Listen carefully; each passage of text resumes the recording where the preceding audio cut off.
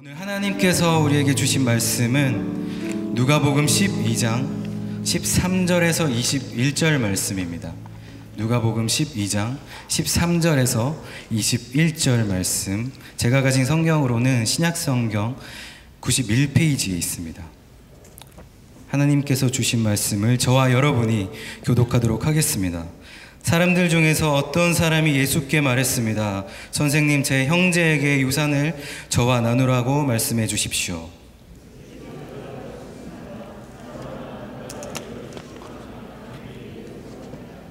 그러고는 사람들에게 말씀하셨습니다. 너희는 조심해서 모든 탐욕을 삼가라. 사람의 생명이 그 재산의 넉넉함에 있는 것이 아니다.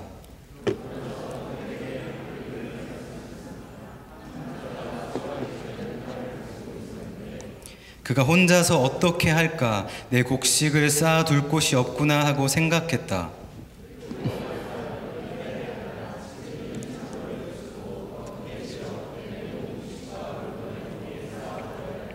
그러고 나서 내 영혼에게 말하겠다. 영혼아, 여러 해 동안 쓸 물건을 많이 쌓아두었으니 편히 쉬고 먹고 마시고 즐겨라.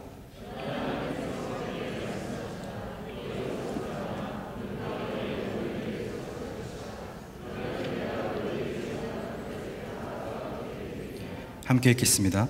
자기를 위해 재물을 쌓아두면서도 하나님께 대해 부여하지 못한 사람은 이와 같다. 아멘. 함께 기도하고 말씀 나누도록 하겠습니다. 하나님 아버지, 이 명절에 또한 좋지 않은 날씨임에도 불구하고 이 자리에 나온 예배자 한 사람 한 사람 그 이름을 기억하여 주시고 그 상황을 기억하여 주시고 우리 나눌 말씀 가운데 우리 인생의 난제가 풀려지는 하늘의 지혜를 얻는 시간 되게 하여 주옵소서. 예수님의 이름으로 기도하옵나이다. 아멘. 네, 오늘은 회개 시리즈를 잠시 멈추고요, 인생의 문제를 풀기 원하는 사람들에게 라는 제목으로 우리 삶 가운데 만연한 그 문제를 어떻게 하늘의 지혜로 풀 수 있는지 함께 나누도록 하겠습니다. 이 좋은 명절에 여기저기 이제 불화의 사건들, 다툼의 사건들이 많이 들려와요.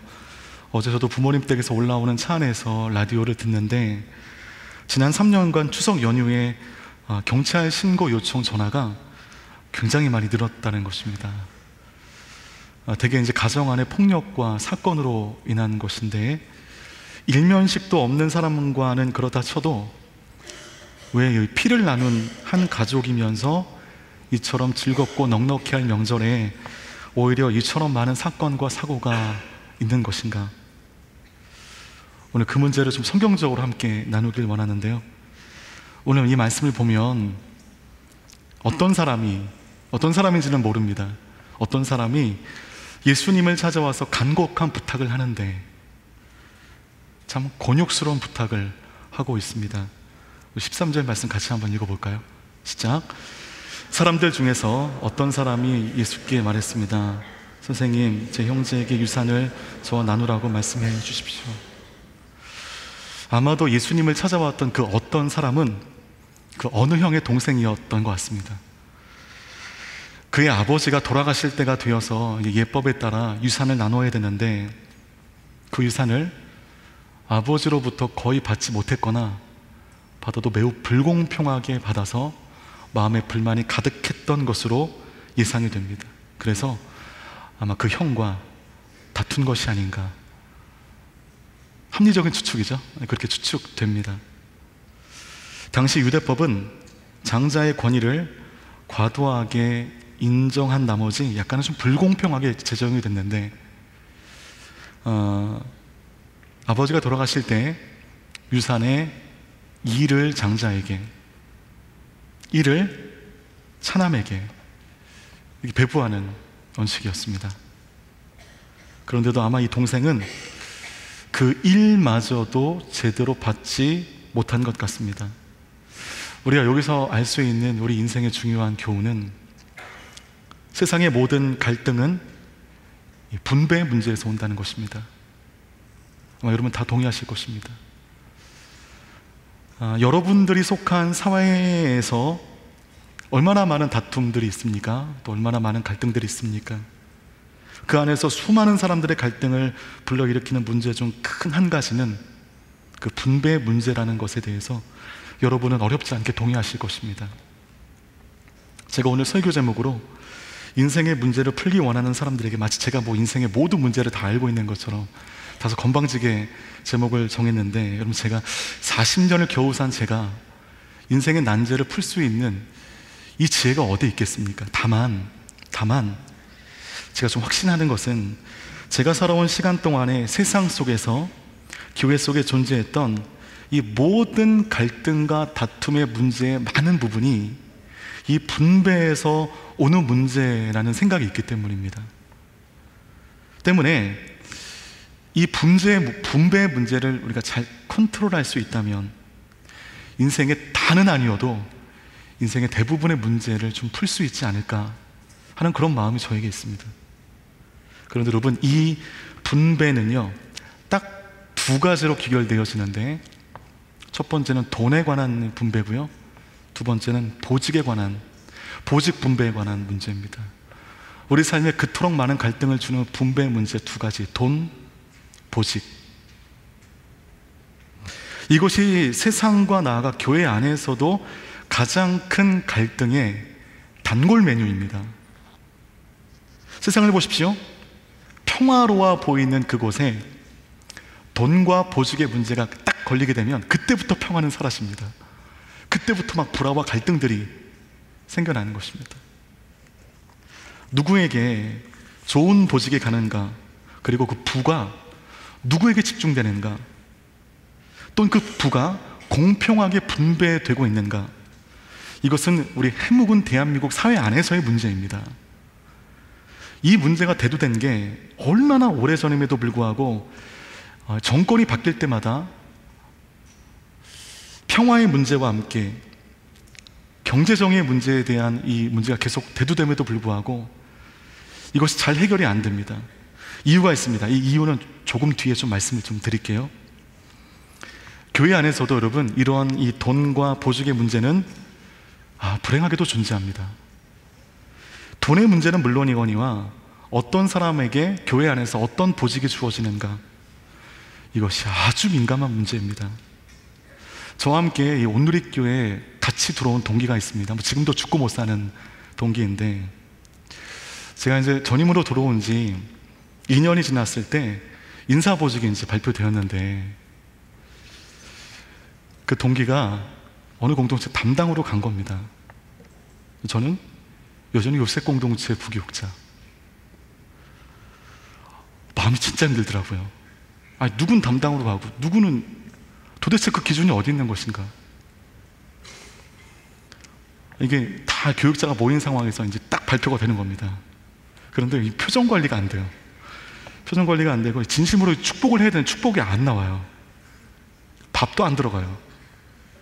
이게 다 하나님의 영광을 위한 일인데 이 보직이 딱 걸리니까요, 정말 마음이 힘들었습니다. 보직의 문제는 이처럼 쉬운 문제가 아닙니다. 그래서 직분을 두고도 불화할 때가 있고 직분을 두고도 갈등할 때가 불행하게 있다는 것입니다. 그렇게 보면 이 보직과 이 돈의 문제로 말미암는 이 갈등은요, 인간이 있는 곳마다 존재하는 문제들입니다. 그렇지 않습니까, 여러분? 때문에 이런 갈등은 인간사의 팔자로 여겨지기도 합니다. 그런데 오늘 예수님의 이 말씀으로 인해 누구에게 얼만큼이 분배가 되는 것이 갈등이 없게 하는 것인가에 대한 기가 막힌 하늘의 지혜를 배울 수가 있습니다. 그러므로 인간사의 갈등의 주된 원인인 이 분배의 문제를 풀 수 있는 키를 얻게 됩니다. 그것을 여러분과 나누고 싶은 것입니다. 여러분, 동생이 유산의 문제로 예수님을 찾아왔어요. 그럼 여러분들이 그럴 리는 없지만 예수님이시라면 이 갈등이 없는 분배는 어떻게 해야 분배인가요? 어떻게 하면 갈등이 없겠습니까? 간단합니다. 몇 대 몇으로 나누면 되니까요? 1대 1로 나눠버리면 됩니다. 그럼 문제가 생깁니다. 보나마나 누가 문제를 제기하겠죠? 형이 유대법에 나와 있지 않냐? 왜 유대법을 따르지 않느냐? 왜 1대1로 하느냐? 문제가 없을 것 같아서 1대1로 하면 형이 문제를 제기할 것입니다. 동생은 만족하겠지만. 그러니까 다시 돌아와 유대법에 따라 형 2, 동생 1, 그 법대로 이렇게 나누게 된다고 했을 때 그것이 유대법인 것은 맞지만 동생은 섭섭할 겁니다. 뭔가 마음이 힘들 겁니다. 그게 맞는데, 법으로는 맞는데 마음이 굉장히 캥길 것입니다. 이것이 인간의 욕심이죠. 제가 첫 전임지, 오늘의 교회가 아니라 제 인생의 첫 전임지에서 고생하고 있을 때 그때 받은 사례비는 그냥 생존을 할 수 있을 정도의 사례비였습니다. 보통 그렇습니다. 보통 그렇게 해서 시작을 하는 것입니다. 그것에 대해서 전혀 불만이 없었고요. 그냥 그 사례에 맞춰 살아가는 지혜를 터득하는 그런 시간들이었습니다. 저에게 목회를 가르쳐 주신 목사님은 목사란 까마귀와 비둘기가 가져다 주는 것으로 연명해야 된다고 말씀하시는데, 지당하신 말씀이지만 그게 쉬운가요? 까마귀나 비둘기가 뭘 갖다 줍니까? 그게 더 어려운 거예요. 네. 그게 목회적인 연륜이 있으신 분들은 가능하겠지만 저 같은 사람은 그게 안 되는 거죠. 그러나 그때 이제 하나밖에 없는 남동생이 대기업에 입사했었거든요.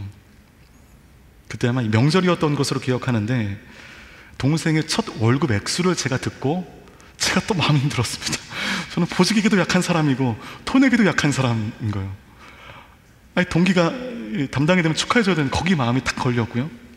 그 동생이 그 월급을 알게 된 순간 또 제가 마음이 힘들어진 것입니다. 제가 받은 사례에 정확히 4배를 받더라고요.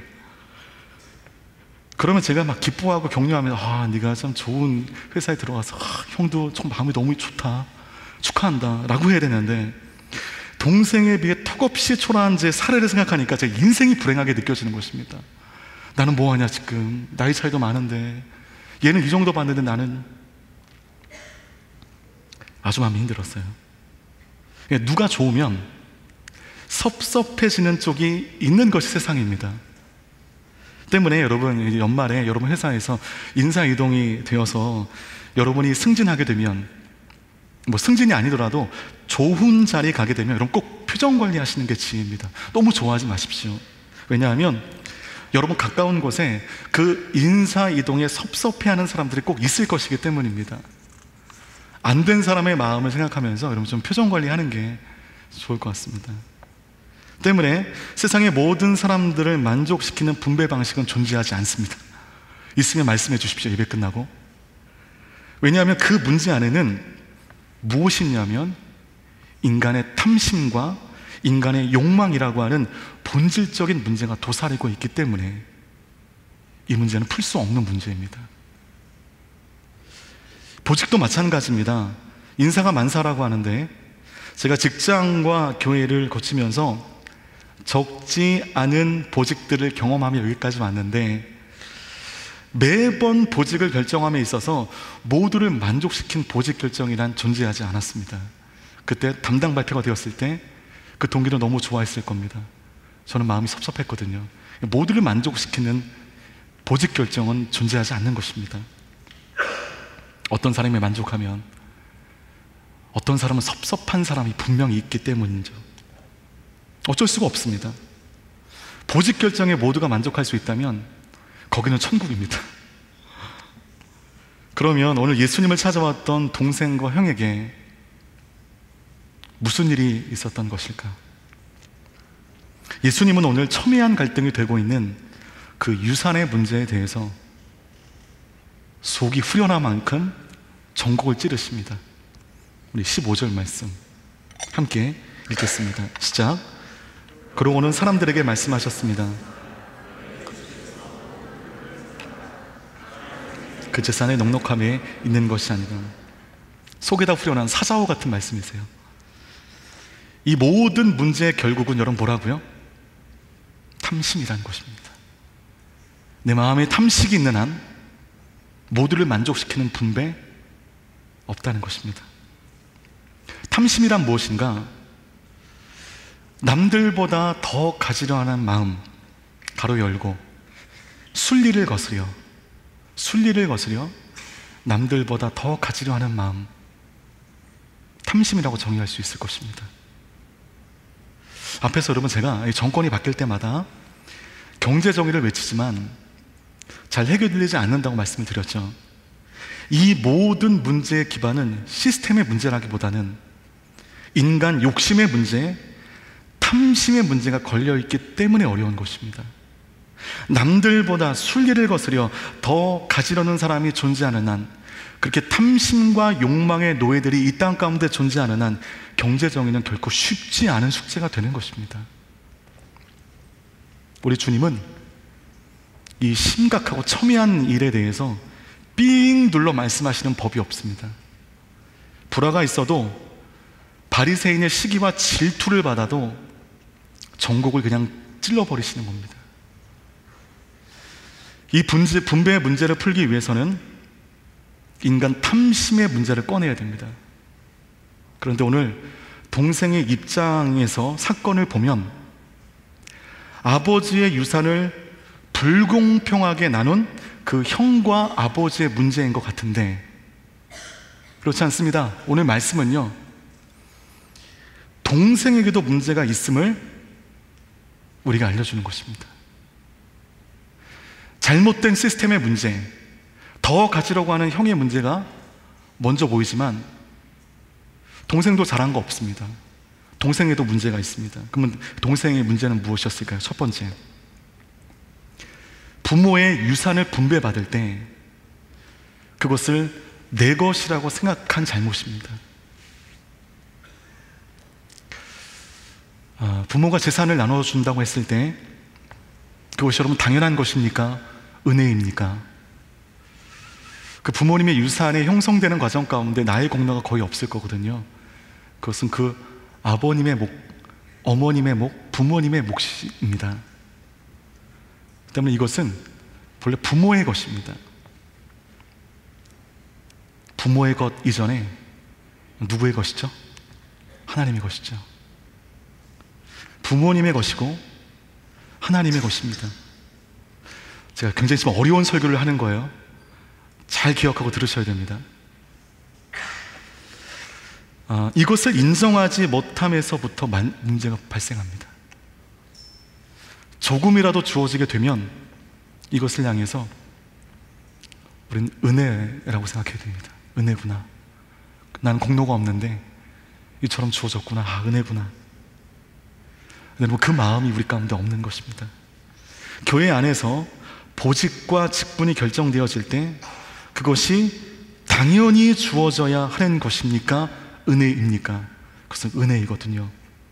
교회나 예수 믿는 사람들이 이 은혜를 잊어버리면 세상과 똑같아지고 우리는 천박해집니다. 은혜를 당연히 여기는 것에서 인간은 추악해지는 것이고, 은혜를 당연히 여기는 그 마음 가운데 우리의 삶의 불화가 시작이 되는 것입니다. 이렇게 되면 가정이 온전해질 수가 없어요. 아버지로부터 받은 것은 지극히 당연한 것이고 나는 받을 만큼 받아야 된다. 여러분, 당연한 게 아닙니다. 오늘 성경에 나와 있는 아버지는 우리 하나님을 의미합니다. 하나님의 은혜로 우리가 값없이 받았는데, 때문에 우리에게 말로 다할 수 없는 은혜인데 우리는 그것을 당연히 생각하니 그 당연한 것에 대해서 감사가 있을 수 없고, 그 당연한 것을 주시지 않는 하나님을 원망하며, 그로 인해 내 믿음이 흔들린다는 것입니다. 내 믿음이 흔들리며 내 주변에 있는 모든 관계 가운데도 문제가 발생하게 된다는 것입니다.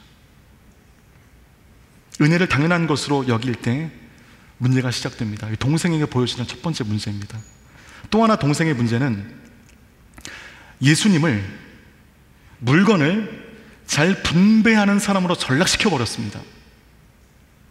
여러분, 예수님에게 동생은 공정한 분배를 원했고 공정한 재판을 원했습니다.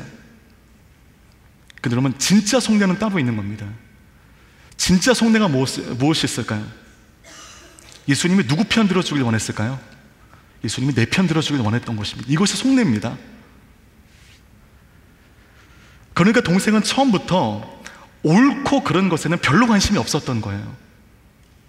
예수님께서 무조건 약자인 내 편을 들어주시길 원하는데, 여러분, 이것이 탐심이며 이것이 바로 욕심입니다. 하나님은 내 편도 아니고 여러분 편도 아닙니다. 우리 하나님은 누구 편이냐면 의로운 자의 편인 것입니다.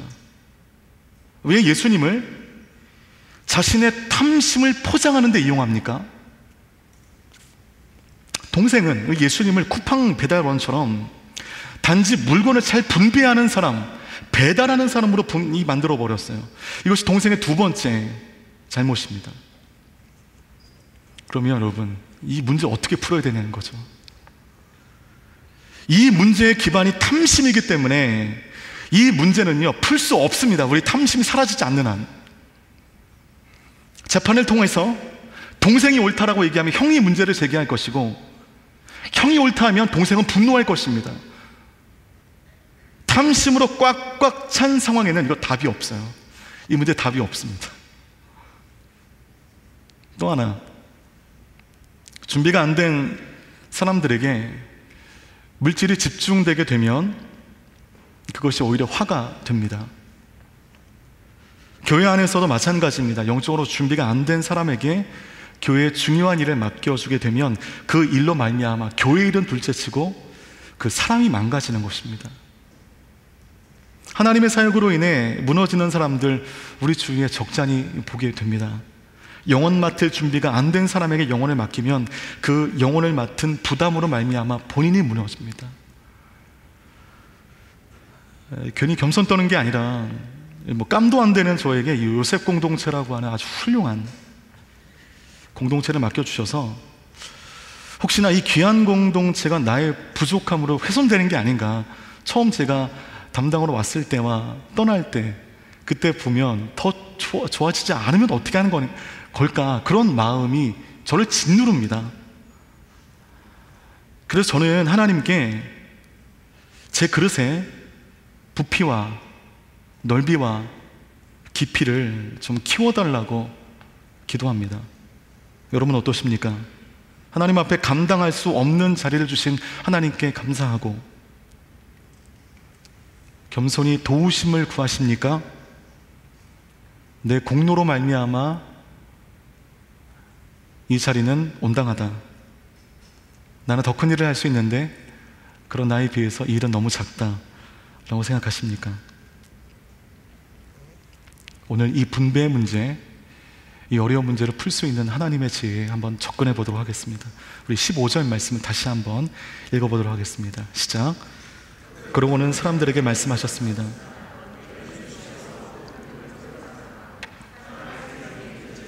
넉넉함에 있는 것이 아니다. 15절의 말씀을 통해서 탐심은 소유욕에서 온다는 것을 알 수 있습니다. 이 소유욕에서 탐심이 오는 것입니다. 남들보다 더 많이 가지려는 것, 순리를 거스려 사람의 생명과 관계보다 자기의 소유를 더 중요시 여기는 그 마음. 그런데 오히려 여기서 우리는 동생의 문제를 해결할 수 있는 하나의 중요한 힌트를 발견할 수 있습니다. 형과 동생이 사랑하는 관계가 되면 됩니다. 뻔하죠, 여러분. 뭔가 좀 획기적인 뭔 기대했는데 형과 동생이 사랑하면 됩니다. 저는 제 육신의 아버지를 사랑합니다. 아버지도 뭐 이변이 없는 한 저를 사랑하실 것 같은데, 네. 여기 이제 빵이 있다고 생각해 보십시다. 빵이 있습니다.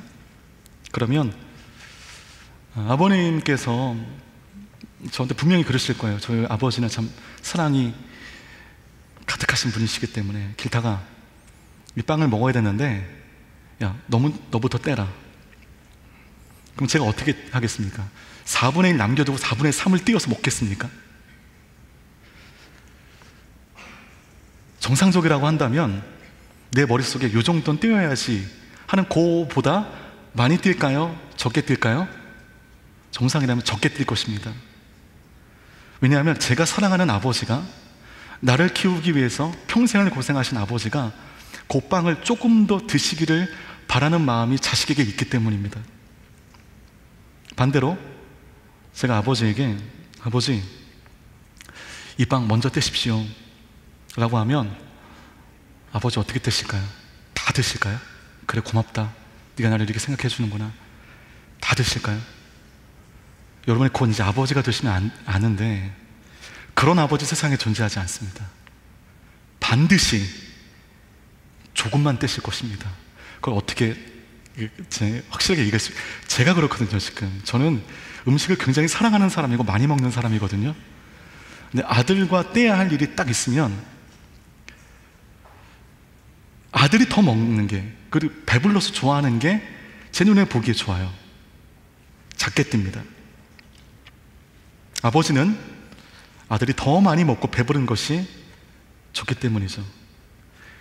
이렇게 되면 이 갈등이 농후한 분배 문제를 풀 수 있습니다. 어제 저는 좀 개인적인 일이 있어서 어저께 이제 점심에 부모님 댁에 도착했는데, 항상 명절 때마다 저희 부모님 댁에서 모든 형제들이 다 모이시거든요. 제가 점심 정도에 도착하니까 둘째 작은아버지, 셋째 작은아버지는 이제 댁에 먼저 들어가셨고, 할머니와 이제 막내 삼촌이 계시더라고요. 그 막내 삼촌이 누구냐면, 제가 올해 1월에 그 중보기도방에 기도 제목을 올렸던 삼촌인데요, 설암으로 인해서 혀와 턱에 큰 수술을 하시고 그간 하루하루 하나님의 은혜로 사셨는데, 그 수술부에 암이 재발하면서 1월에 큰 수술을 받기 전에 제가 너무 마음이 아프고 너무 안타까워서 여러분께 기도 요청했던 그 삼촌과 그 수술 이후에 이제 오랜만에 회우하게 되었습니다. 저는 삼촌이 좀 회복되어지는 줄 알고 갔는데 너무 깜짝 놀랐습니다. 너무 마음이 짠할 만큼 너무 어려운 거예요. 일단 몸이 너무 마르셨는데 이 턱이 이제 온전치 않으니까 음식을 씹을 수 없어서 그 모든 음식물을 갈아서 이렇게 죽으로 이렇게 드시더라고요. 쉐이크처럼. 저희 삼촌 고기 되게 좋아하거든요. 제가 중학교 고등학교 때 삼촌이랑 같이 살았는데, 전 고기 좋아하고 먹는 거 좋아하는 사람인데, 지금은 고기는 고사하고 부들부들한 그 음식물마저 씹지 못할 정도로 너무 연약해진 것입니다. 음식물을 갈아서만 드시니 영양 공부가 잘 안 돼가지고 너무 살이 너무 많이 빠지신 거예요. 그 삼촌을 앞에 두고 같이 식사를 해야 되는데, 그 식탁에 뭐가 올라왔냐면 LA 갈비가 올라왔습니다. 그 맛있는 LA 갈비가 그 식탁에. 근데 그 기가 막힌 LA 갈비 씹는 맛이 돌을 씹는 것 같아요. 돌을 씹는 것 같아요. 그 앞에서 삼촌이 쉐이크처럼 음식물을 드시는데, 그 앞에서 제가 이 고기를 도저히 먹을 수가 없더라고요. 생판 모르는 사람이라면 모를까, 그렇게 사랑하는 삼촌이 그렇게 연약해진 모습 가운데 고기를 먹지 못하는 그 모습에 제가 그 고기를 먹을 수가 없었습니다. 얼렁뚱땅 밥을 비우고 자리를 일어났습니다. 삼촌에게 수척해진 뒷모습을 보는데 이제 눈물이 나가지고 혼났어요. 삼촌이 좀 건강했으면 좋겠습니다. 이제 한 2번 정도의 대수술이 앞에 남아있는데, 그때마다 또 저는 또 어려운 마음으로 기도 제목을 올릴 텐데, 저를 학창시절에 저를 품어주고 데리고 살아준 이 사랑하는 삼촌의 야윈 모습을 보니까 먹고 즐기는 것이 너무 불편해졌습니다. 사랑하는 가족에 대한 일처럼 불쌍히 여기는 마음, 긍휼한 마음, 그 마음이 우리께 있다면, 그래서 배려하는 마음이 있다면, 우리 앞에 놓여진 이 분배의 문제, 이 돈과 보직에 관한 이 문제를 우리가 어느 정도는 이겨낼 수 있지 않을까요? 그런 마음이 우리 가운데 없기 때문에 예수 믿어도 크리스찬으로 살아도 우리 삶 가운데 그처럼 많은 관계의 문제, 갈등의 문제가 있는 것 아닐까요? 소유욕이 사랑하는 마음보다 더 크게 발동하면 가정 안에서도 이러한 다툼과 분열이 있을 수 있습니다. 소유욕이 내 마음 가운데 존재하는 한 세상이든 교회이든 공정한 분배란 있을 수 없습니다. 소유욕이 나를 지배하는 한 우리의 삶의 평화는 본질적으로 존재하지 않을 것입니다. 그러나 서로 사랑한다면, 우리가 형제 관계가 된다면, 우리가 하나님을 믿고 한 형제가 되지 않았습니까? 그렇게 된다면 이 캐캐묵은, 그러나 이 어려운 문제를 우리는 풀 수 있을 것입니다. 그래서 여러분, 분배의 문제, 재판의 문제가 아니에요.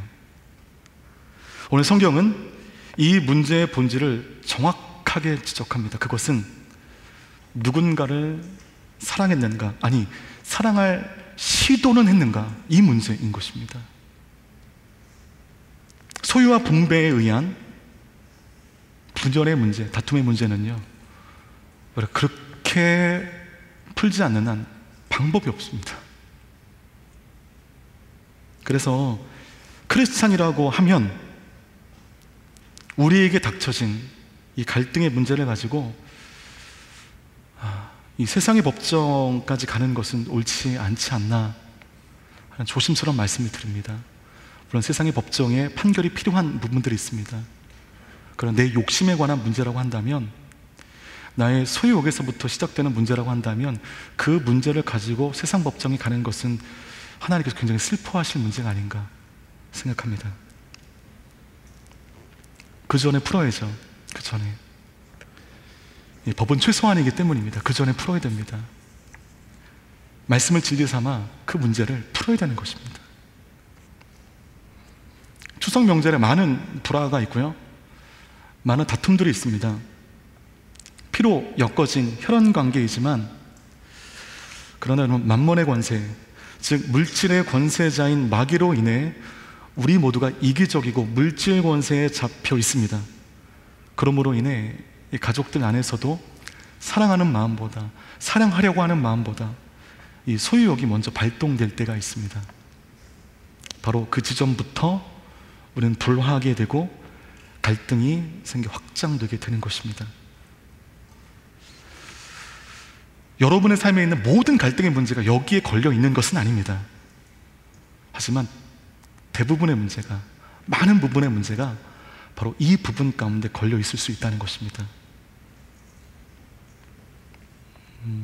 오늘 예수님이 지적하신 말씀을 기억하면서 인생을 불행하게 하는 이 다툼의 문제, 이 갈등의 문제로 말미암아 우리가 좀 자유해지는 그런 인생이 되기를 주님의 이름으로 축복합니다.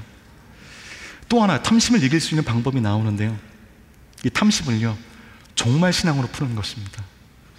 우리 16절과 17절 말씀 같이 한번 읽어보겠습니다. 시작. 그러고 나서 그들에게 한 비유를 말씀하셨습니다.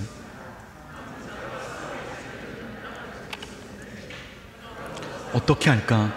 내 곡식을 쌓아둘 곳이 없구나 하고 생각했습니다.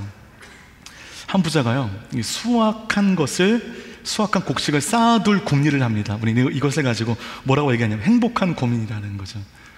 이처럼 행복한 고민이 없을 것입니다. 엄청난 수확을 거둔 것 같은데, 당시에나 이렇게 많은 수확을 했다면 가능성은 두 가지입니다. 첫 번째, 엄청난 풍년이든, 두 번째, 가난한 사람의 것을 수탈했든, 두 가지입니다. 여러분 20절 말씀을 같이 한번 계속해서 읽어보겠습니다. 시작. 그러나 하나님께서 그에게 말씀하셨다. 이 어리석은 사람아, 오늘 밤 내 영혼을 내게서 찾을 것이다. 그러면 내가 너를 위해 장만한 것들을 다 누가 갖게 되겠는가? 만약 이 하나님께서 그 밤에 이 부자를 호련히 데려가시면 이 수확물은 누구의 것이냐는 것입니다.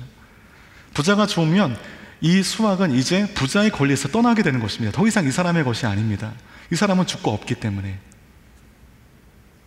형과 동생이 재판에 신청했습니다. 그런데 재판관이 이렇게 말합니다.